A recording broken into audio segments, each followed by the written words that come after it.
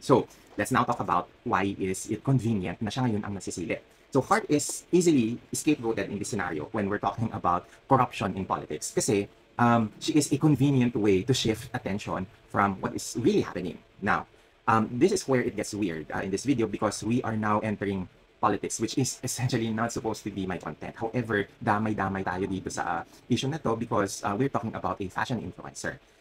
Now, according to Mayor Benji Magalong of Baguio City, he has revealed na around as much as 30 to 40% is nakikickback ng mga politicians when it comes to infrastructure projects. And what is left is around 35% that is used for actual implementation of those infrastructure. Kaya nagkakaroon tayo ng mga substandard na materials sa mga dike, sa mga tulay na pinapagawa, kaya sila gumuguho, kaya hindi sila meant for long-lasting na use. And in other cases, nagiging ghost project siya. So, ngayon, we have to think critically here. Saan, anong nangyayari? Bakit ang pinagtutuunan ng pansin ng mga tao is si Hart Evangelista? Because she is the one who is easily identifiable with enough political connections, with enough fashion and luxury connections na madaling gawing scapegoat for politicians para malihis yung attention away from them.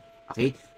Let's ask the pertinent question here. Who controls ba infrastructure projects? Hindi naman si Hart eh. Hindi naman ang Senate ang nagko-control niyan. It is actually Congress. The people in the House of Representatives who controls the money. Aside from them, the government departments and the government the government controlled ng mga infrastructure projects is coursed through the Department of Education, DPWH, Department of Health, and Customs. Kasi sino ba ang inaatasan na mag-build ng mga tulay, ng mga flood control projects, ng mga eskwelahan para sa mga estudyante? It is these people, these government departments that are involved. So, sila yung dapat natin na tinatanong saan napupunta ang pera ng taong bayan.